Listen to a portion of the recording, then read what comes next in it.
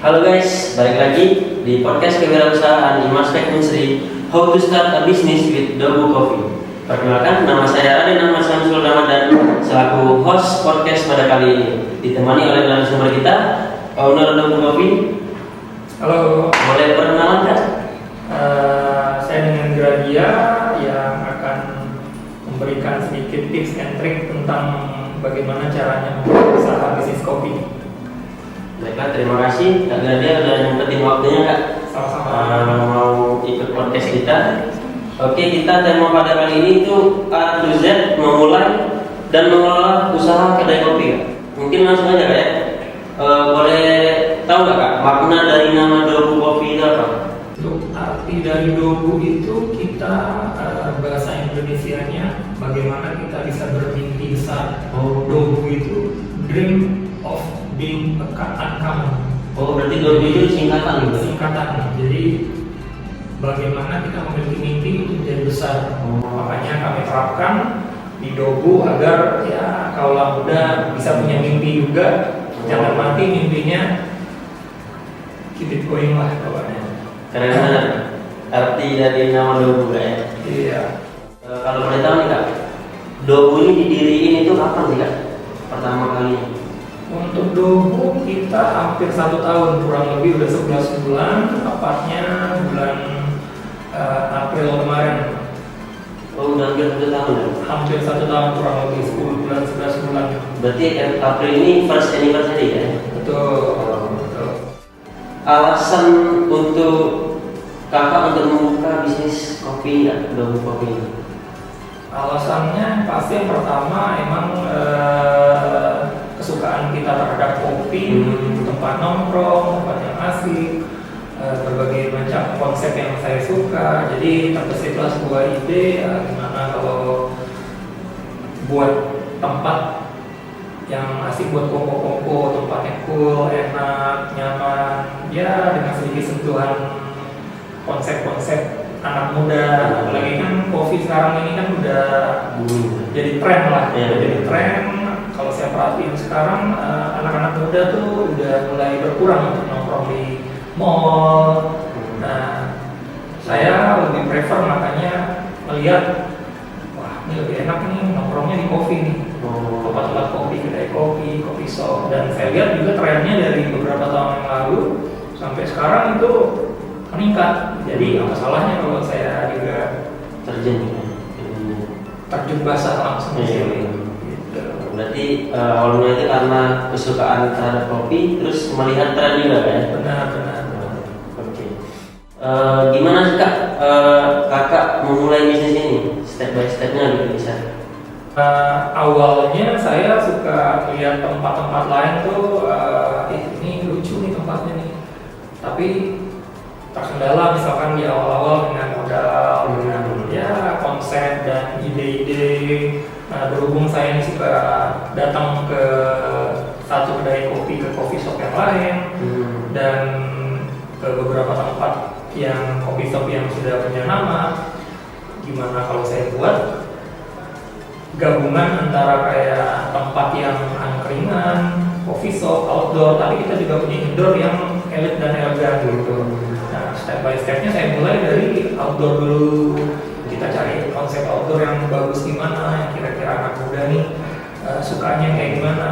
Makanya saya buat konsep lah. Ada yang semi garden, ada yang semi outdoor, ada yang benar-benar outdoornya industrial benar, yang kayak outdoor kekinian yang di Bandung. Nah, saya juga sering browsing.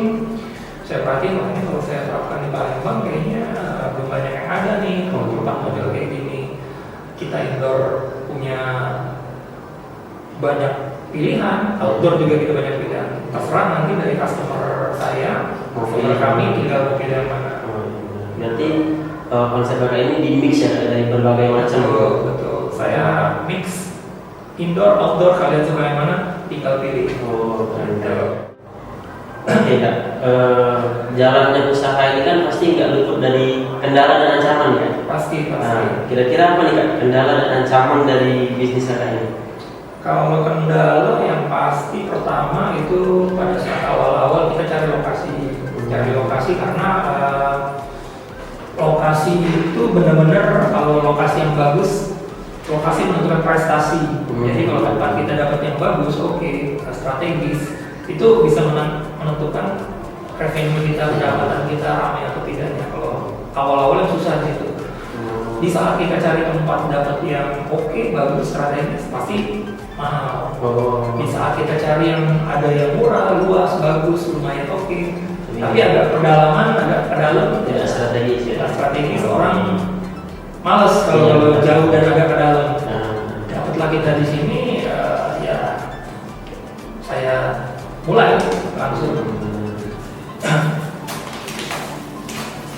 Oke, boleh sambil minum nih ya? Boleh. Kita santai aja.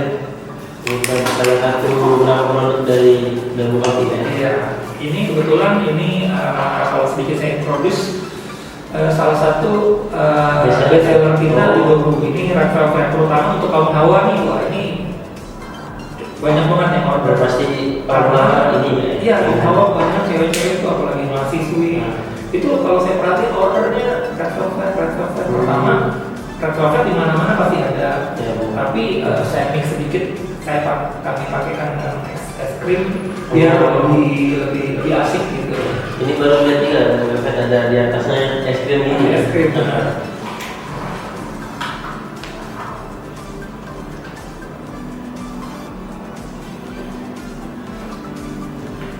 Pantas ya ini bestseller. Asik ya? Iya, asik juga. Udah kita lanjut ya. Boleh. Solusi untuk mengatasinya, yang pasti tadi kalau tempat udah dapat, yang pasti kita ada kendala juga dari misalkan yang pasti kompetitor, ada tempat-tempat lain, ada resto, angkringan, kafe. Kalau saya pribadi itu strateginya lebih ke kita buat promosi-promosi yang untuk anak muda, tamu-tamu luar. Ini saya sebut anak muda karena kebetulan untuk di Dabu ini tamu kami ini mayoritas milenial, anak muda, 90% malah. Kebanyakan mahasiswa, anak sekolah, anak SMA. Sebenarnya pada awalnya Dabu ini berdiri, awal-awal ya saya sebagai ini pengelola pengennya 50-50. Variasi tamu kami banyak, ada mahasiswa, anak SMA, family, pegawai, PNS, orang kantoran, orang bank. Kalau saya pribadinya pengen seperti itu. Tapi dengan berjalannya waktu udah sekitar mungkin 2 bulan, 3 bulan, kalau saya perhatiin kok tamunya nih kebanyakan anak muda nih. Saya sering tanya juga kan kenapa mereka suka nongkrong di sini, selain karena produk juga, karena tempatnya ternyata mendukung banget.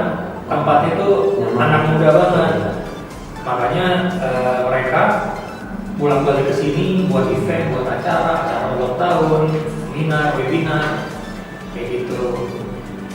Setelah ketahuan pangsa pasar anak muda, berarti saya harus berpikir gimana caranya biar anak muda ini makin betah, nambah lagi, dan jadi digital dan pasti. Kalau saya pengen kayak gitu kan. Ya itu ada strategi-strategi khusus seperti misalkan ya kami dan tim-tim staff-staff kami yang lain itu menggait anak-anak muda yang datang ke sini. Kami menawarkan untuk menjadi member. Jadi contoh misalkan tamu-tamu reguler kami itu ada beberapa mahasiswa seperti saya sebutkan, ada Unsri, Bina Dharma, IDP, Universitas Musi Caritas, dan berbagai jenis kampus yang lain. Itu awalnya mereka belum tahu sih, tapi sewaktu mereka datang ke sini, saya perhatikan, wah ini anak muda ini bersepuluh, berdua-belas. Kayaknya sayang kalau nggak ditawarkan untuk jadi langganan. Caranya gimana? Saya samperin biasanya ke mereka, halo, saya tawarin ngobrol sebentar. Saya tanya dari mana, ada yang ngomong misalkan dari Unsri. Saya langsung memberikan kemudahan untuk mereka. Gimana kalau kalian jadi member aja di sini? Kebetulan Dabu sama anak muda itu sangat bersahabat. Jadi bersahabat dalam arti karena tamu kita mayoritas anak muda, kita permudah mereka dengan member. Jadi setiap tamu yang sudah member di sini seperti member Bina Dharma, Unsri dan yang saya sebutkan tadi itu akan dapat potongan 15% setiap kali mereka datang ke sini berbagai jenis jurusan, fakultas, yang penting pada saat mereka datang ke kasir, sebutin aja dari universitas mana, membernya apa. Untuk yang pertama kali paling tunjukin aja ID, seperti misalkan ID card atau jaket-jaket mahasiswa, itu langsung kita potong. Nah, kenapa saya cari untuk komunitas-komunitas atau mahasiswa tadi? Karena mereka itu masif. Kalau datang itu bukan 1 orang, 2 orang, 3 orang. Jadi dengan masifnya orang yang datang itu akan memperbanyak revenue kita sebagai ibaratnya pengelola, sebagai pengusaha pengelola. Tentunya itu cuan buat si kafe itu. Nah, kalau satu member aja satu universitas itu kita sudah dapat langganan, akan lebih hebat lagi kalau banyak lagi yang kita guide. Itu salah satu aja strategi yang saya kasih tahu. Oke. Karena di strategi dari Dobu itu berarti member ya. Itu kira-kira member itu cukup besar nggak? Diskonnya 15% ya? Benar. Untuk mahasiswa apalagi gitu. Kemudahannya lagi itu member. Member itu tidak perlu untuk daftar, kalian bawa formulir, bawa KTP atau bayar lagi itu enggak. Kita di sistemnya sangat mudah. Setiap kalian tamu yang datang misalkan di atas 8 orang, 10 orang, 12 orang, apalagi yang buat acara sampai 20-30 orang, itu pasti akan kami tawarkan mereka untuk jadi member. Karena dengan kita tawarkan itu, jadi tamu akan memperhatikan ini Dobu ini apresiasinya bagus banget ya. Kita baru datang pertama kali langsung ditawarin member tanpa syarat apapun, langsung masuk ke sistem kasir kita. Jadi setelah pembicaraan kedua belah pihak setuju mau jadi member, pasti setuju biasanya. Soalnya mereka nggak ada resiko dan nggak ada kewajiban apa-apa. Paling saya minta tolong aja ke grup tamu itu, misalkan kalian kesini nanti konsum minuman makanan kami, nanti di tag aja produk kami, makanan, logo kami, minuman, di tag IG kami. Jadi ibaratnya promosi kami jadi lebih luas gitu. Oke, berarti nggak ada yang ribet nih untuk buat membernya kan ya? Langsung aja datang ke Dobu Dobu. ini benar-benar sangat bersahabat dengan anak SMA, sekolah, mahasiswa. Oke, kan benar nih Dobu strateginya itu baru satu ya kan? Baru satu. Iya, kalau disebutin semua nanti hilang strategi. Oke, kita lanjut ya. Boleh. Boleh tahu nih kak, yang dibutuhin untuk nge-handle bisnis ini apa nih kak? Selama misalkan ini udah hampir 2 tahun ya, apanya tuh? Yang pasti harus tekun, konsisten, tahu pangsa pasar, punya strategi yang tepat, dan tahu perkembangan tentang perkopian. Maksudnya ya, kita nggak boleh monoton. Biasanya di Dobu juga setiap sebulan sekali atau 2 bulan sekali kita akan launch rilis menu-menu baru. Jadi saya dan head bar kami dan tim barista kami, guys, bulan ini besok kita keluarin menu baru nih. Kira-kira yang tamu-tamu bakal suka apa nih? Yang manis, agak asam, kopi, non kopi. Saya selalu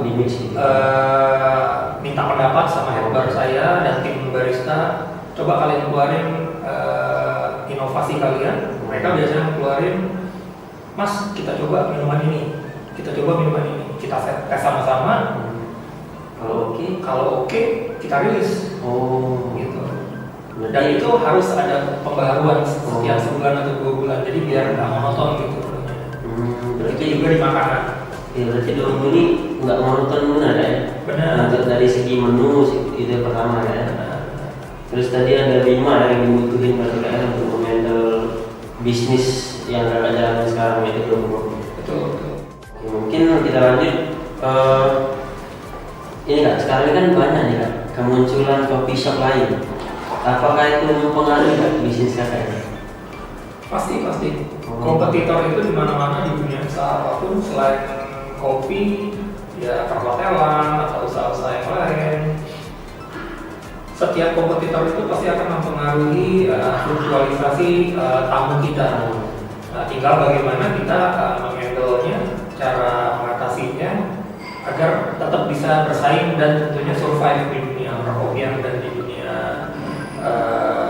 food and beverage ini.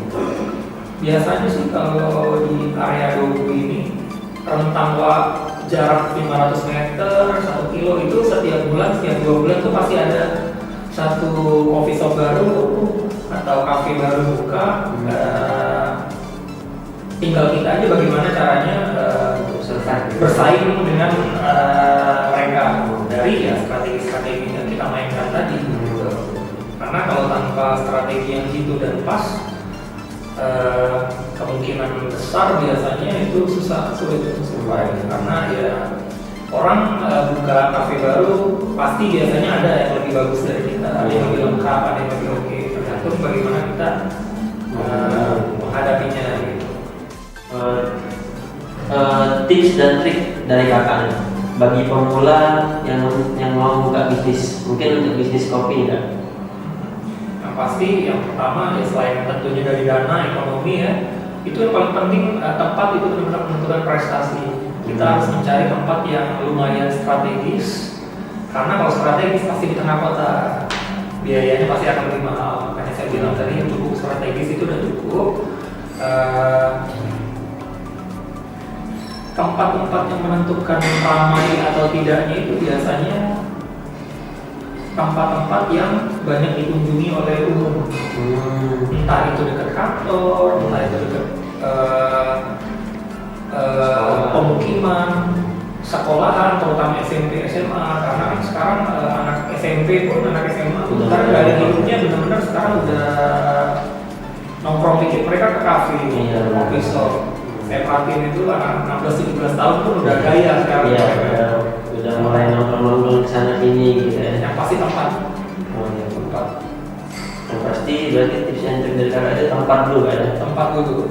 Setelah kita dapat tempat, ya yang pasti kan kita kalau mau buka kan pasti udah ada knowledge-nya, pengetahuannya, kopi-kopi, minuman jenis apa yang akan kita jual, diiring-iringan tentunya food-nya juga selain beverage tadi.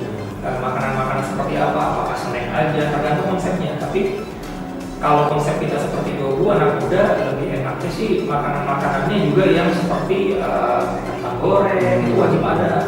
Apa namanya, kayak cordon bleu, chicken curry yang nggak terlalu ribet, tapi anak muda tuh suka untuk konsumsinya gitu, yang nggak ribet.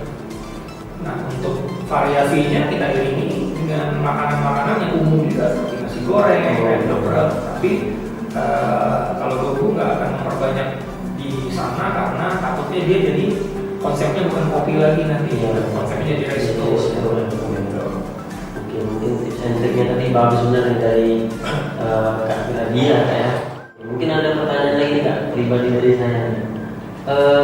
Menurut kakak, pengetahuan dulu baru mulai bisnis atau bisnis dulu baru dapat pengetahuan gitu? Kalau saya pribadi, saya lebih ke pengetahuan dulu. Sebenarnya kalau buka dulu tanpa ada pengetahuan itu bisa jadi bunuh diri. Karena seandainya kita punya banyak uang, banyak modal, kalau kita tanpa pengalaman, knowledge atau pengalaman yang pas, tepat, banyak, itu bahaya. Karena kenapa pengalaman harus ada dulu? Kita di dunia kopi, kita tahu kopi-kopi jenis seperti apa, kayak gimana yang akan kita jual. Kopi-kopi apa yang orang banyak suka.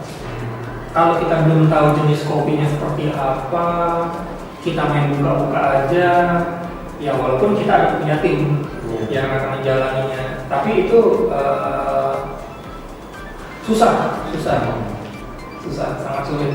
Karena ibaratnya nanti kita kalau jalan tuh di tengah kegelapan masih meraba-raba. Oke, berarti dari Kak Nadia lebih ke pengetahuan dulu Kak ya? Betul.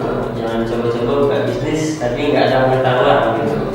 Nanti bakal bisa jadi alangkah lebih enaknya justru si anak muda ini, misalkan yang orang yang punya hajat mau buka ini, dia training dulu malah di tempat-tempat kopi lain. Jadi dia udah punya pengalaman, pengetahuan yang cukup, baru dia akan terjun. Enak itu, pasti akan enak. Dia akan tahu semua. Karena juga udah banyak ya buka kayak kursus kopi gitu ya. Betul.